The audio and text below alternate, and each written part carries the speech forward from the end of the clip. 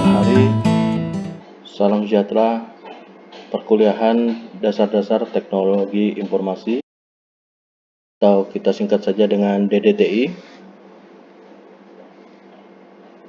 Pada kesempatan ini, kita akan membahas pokok bahasan tentang konsep dasar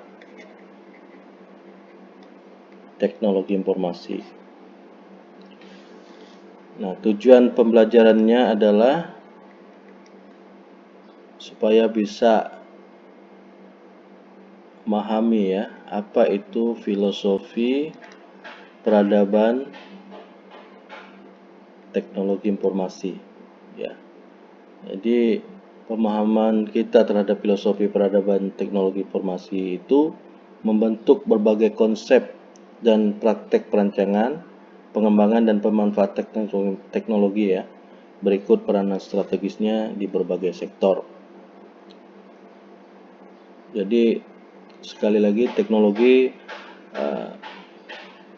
memang mendeterminasi peradaban, tapi dia tidak boleh mengambil alih peran kemanusiaan kita seluruhnya di bawah kendali teknologi. Esensi manusia itu akan menjadi kabur nggak jelas, sehingga mestinya teknologi ditempatkan sebagai instrumen, alat untuk mencapai tujuan, justru yang terjadi sebaliknya. Maka itu orang hari ini bekerja dengan internet, bekerja dengan komputer, bekerja dengan teknologi cloud dan sebagainya, didasari oleh filosofi bahwa ada kebutuhan masyarakat modern terkait perkembangan teknologi tersebut. Jadi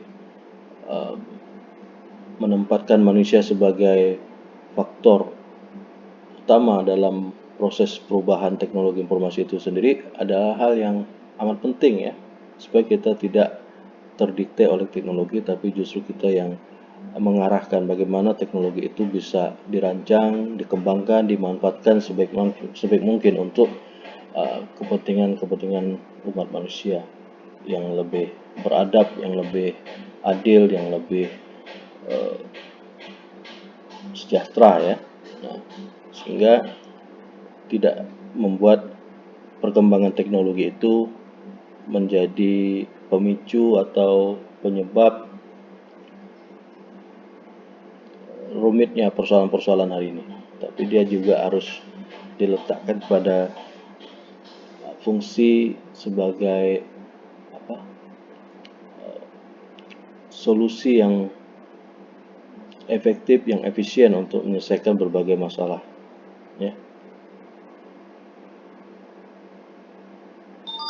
Bagaimana birokrasi bisa mencapai efisiensinya dengan mengandalkan teknologi. Bagaimana birokrasi bisa mencapai validitas datanya dalam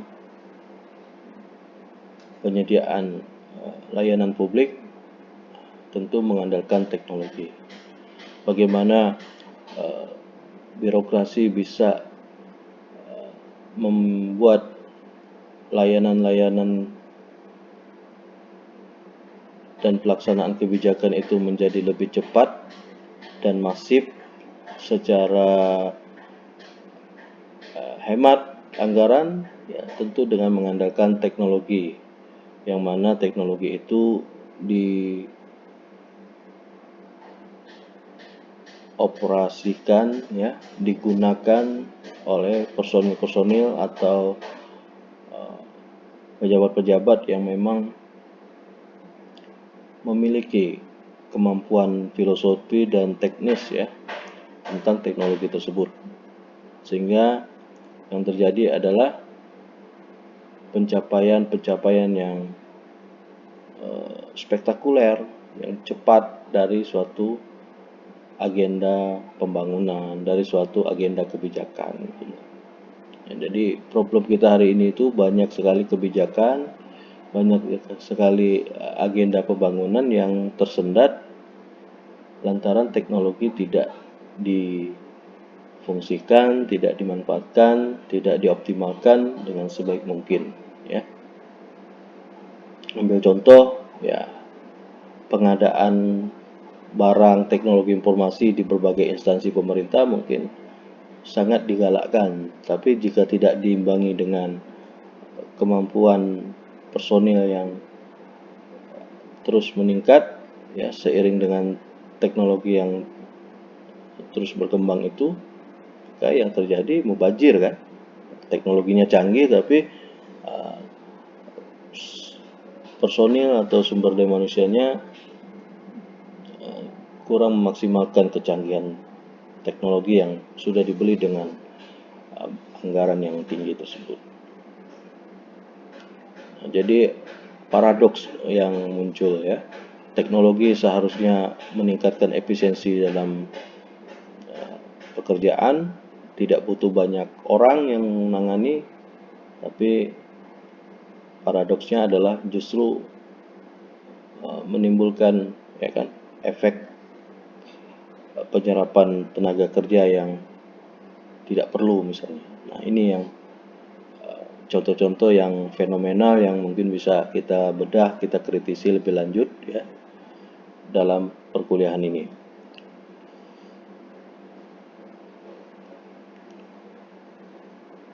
Berikut subpokok bahasan kita terkait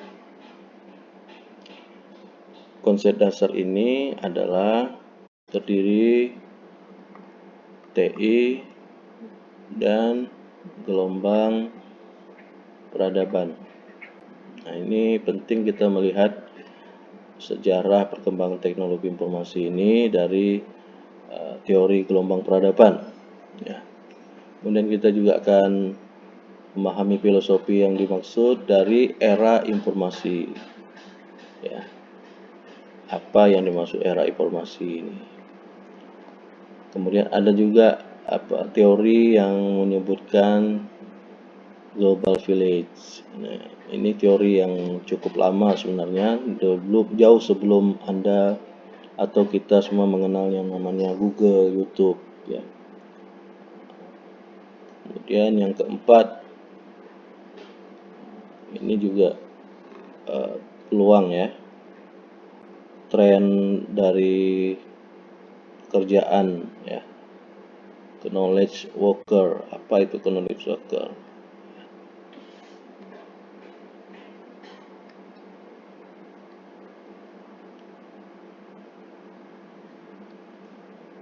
Kemudian juga data dan informasi.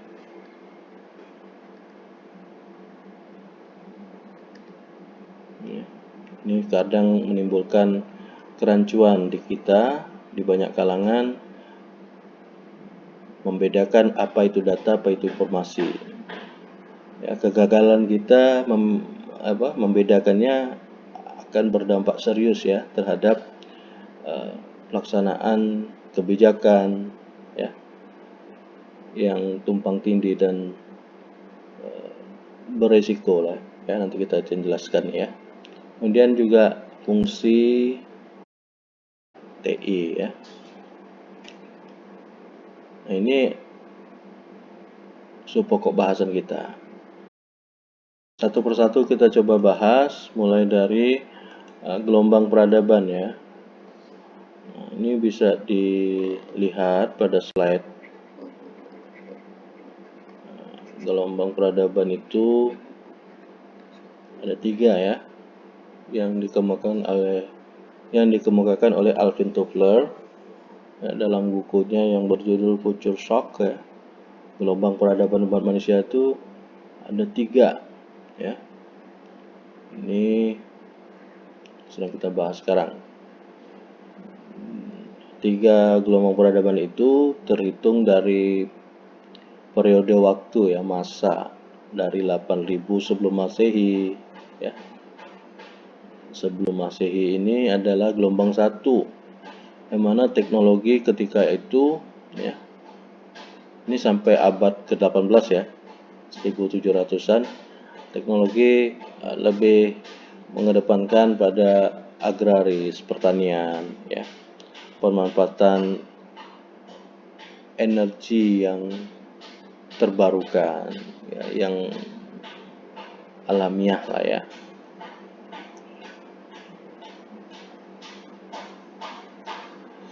Kemudian gelombang kedua itu setelahnya tuh 1700-an, awal abad 18 sampai pertengahan abad 19 ya. 1970-an itu revolusi industri di Perancis, energi yang tidak terbarukan berbasis fosil, batu bara digunakan, ya, mekanisasi di segala aspek, ya. Ini gelombang kedua pada era abad 18 sampai 19. Kemudian gelombang ketiga itu sampai saat inilah, ya. Adanya teknologi komunikasi dan pengolahan data, ya. Ini lebih modern sekarang ini, ya. Penerbangan, aplikasi angkasa luar, energi alternatif yang terbarukan, bioteknologi dan rekayasa genetik, inilah yang mendominasi ya gelombang peradaban, di mana teknologi sangat berperan di dalamnya.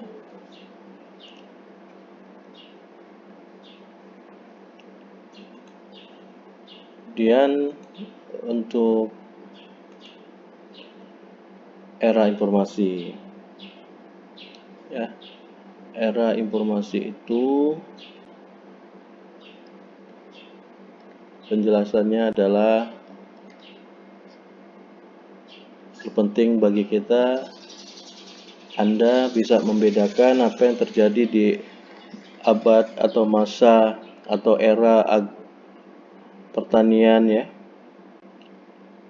pertanian, era industri, ya, kemudian era informasi. Pertanian di sini ya sekitar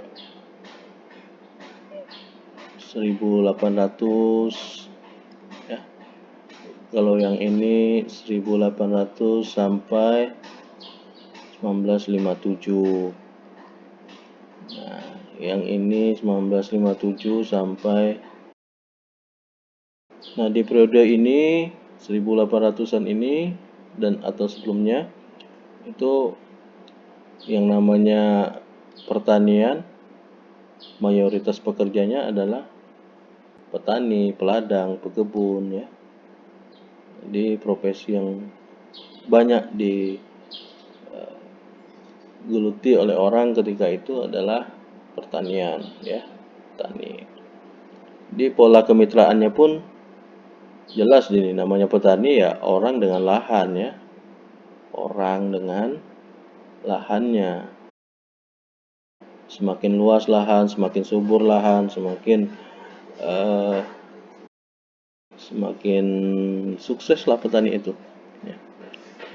Jadi prinsip peralatan yang digunakan juga di era ini adalah alat-alat yang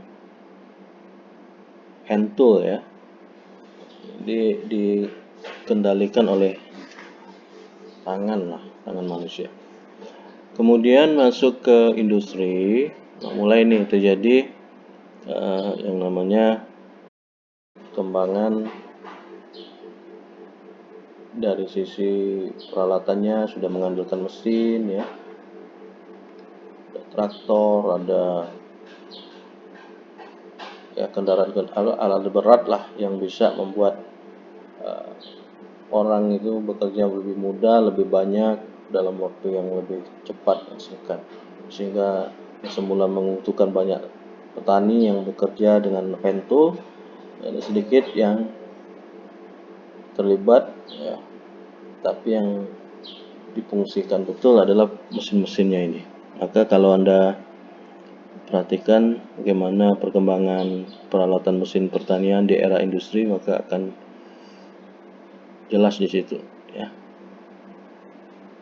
Ada alat pemetik, ada alat penanam benih, alat pemotong rumput, pemotong dahan dan sebagainya.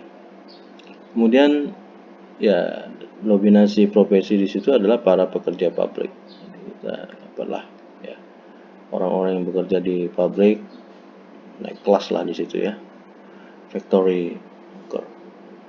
Nah sekarang bergeser lagi ya, di hand tool mesin, maka di sini teknologi informasi di sini ya.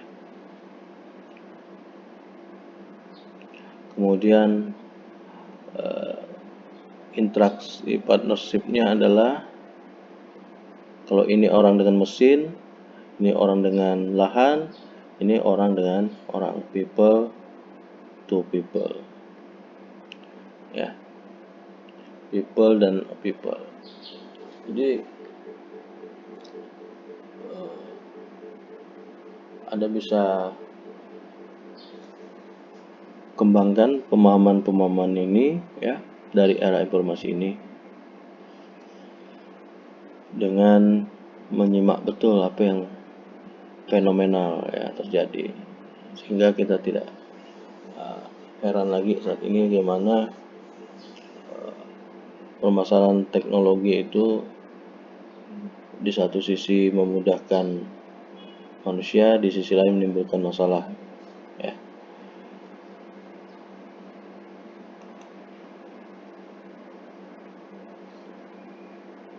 Nah, kemudian karakteristik era informasi itu ya patut diketahui, masyarakat informasinya semakin banyak.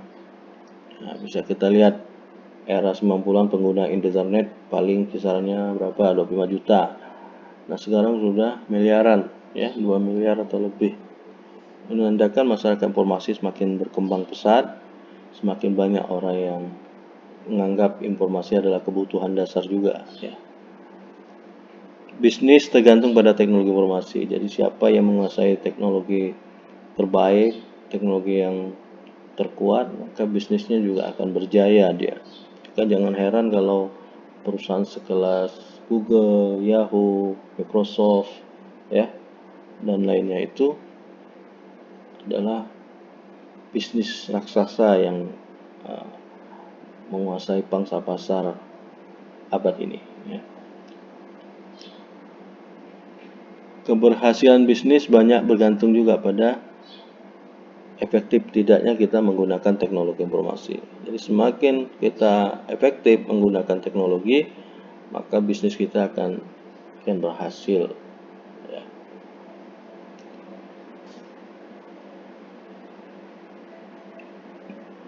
Jadi bisa dilihat di situ bagaimana orang bangun bisnisnya dari nol, dari minim modal, tapi karena ada sentuhan teknologinya, maka dia akan jadi bisnis. Berapa banyak artis yang semula bergantung dengan rumah produksi, studio TV, ya kan? Sekarang mereka malah berkarya mandiri, buka channel YouTube, menjadi kreator konten, ya kan? Dengan keunikan dan talenta masing-masing, akhirnya mereka bisa meraih manfaat lebih ya dari itu, lewat subscribernya, lewat sponsorshipnya dan seterusnya.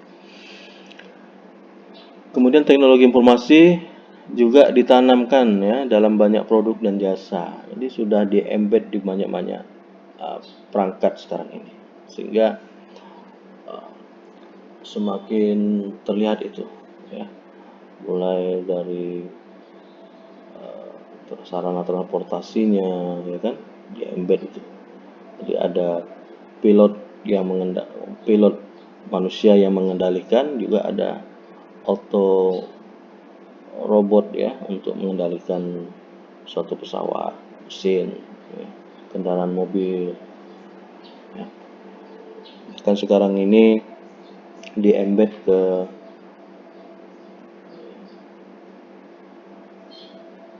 pusat perbelanjaan ya, toko-toko counter sudah mengarah kepada self service ya,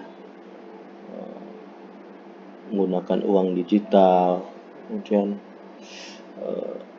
tidak perlu banyak pelayan yang melayani, menjaga toko atau menjadi kasir. Jadi orang masuk ke suatu outlet, ya sudah, dia ambil barang yang dia cocok. Kalau dia sudah melakukan pembayaran secara online, ya dia bisa keluar ya counter itu.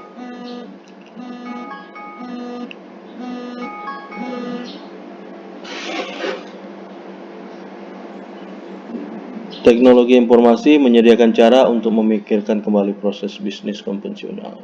Jadi bisnis konvensional akan tetap bertahan apabila dia juga bisa memanfaatkan teknologi informasi. Di proses bisnis konvensional itu jika sentuh dengan teknologi informasi, dia akan bertahan bahkan bisa berkembang.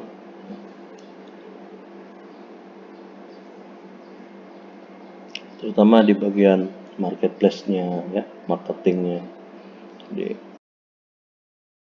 tren teknologi informasi ya, itu nanti akan kita konkretkan dengan pokok bahasan yang sifatnya lebih aplikatif ya. Kalau kita bahas secara konseptual memang sepertinya kurang menantang ya, kurang tertarik gitu. Tapi ya sudahlah, Anda juga tahu di sini teknologi informasi trennya berkembang dari segi perangkat keras ya, perangkat lunak, hardware, softwarenya ini ya. Trennya saat ini prosesor misalnya, kita udah berinti banyak ini ya. DDR-nya DDR3, USB-nya USB di atas 3 malah ya, yang bisa lebih cepat. Penyimpanan data juga mungil dan lebih banyak, lebih besar. Ada perangkat genggam, perangkat nirkabel, komputasi grid, cloud computing ya, open source, portal, weblog, dan macam-macam ini tren saat ini yang akan membuat dunia semakin meriah oleh teknologi informasi. Ya. Internet, intranet, extranet, ya, video conference. Masa pandemi video conference sangat marak digunakan orang. Bahkan Zoom itu meraih untungan yang besar, 64 triliun lebih seiring pandemi ini. Karena dia menjadi pemain utama juga dalam dunia pelayanan konferensi daring ya. Kemudian soal berikutnya adalah Global Village ya. Dari pokok bahasan tadi kita bahas tentang Global Village. Ini Marshall McLuhan ini yang memperkenalkan pertama kali Global Village di era 1960-an ya. Ketika itu belum ada YouTube, belum ada Google, sehingga Global Village ini pun pemahaman kita menjadi agak rumit, abstrak gitu ya. Karena di dalamnya dinyatakan oleh Marshall McLuhan itu ya, Global Village atau desa global itu ya, dunia dianalogikan seperti sebuah desa gitu. Dunia desa gitu loh. Maksudnya itu tadi, dunia yang kita kenal begitu luas, ya ibarat desa aja dalam konteks Global Village ini. Karena itu tadi ya, semua serba terbuka, semua bisa diakses semua orang. Apa yang terjadi di ruangan ini, di satu tempat yang terpencil, begitu terpantau, terpotret dengan perangkat teknologi ya, menjadi viral, menjadi booming, menjadi diketahui oleh seluruh dunia. Dan hari ini bisa lihat berbagai konten mau positif atau negatif ada di YouTube ya, ada di Google ya, dan seterusnya, ada di sosial media ya. Demikianlah perkuliahan kita sampai di sini dulu. Akan kita lanjutkan dalam sesi-sesi berikutnya di pertemuan lanjutan. Terima kasih. Assalamualaikum warahmatullahi wabarakatuh. Salam sehat.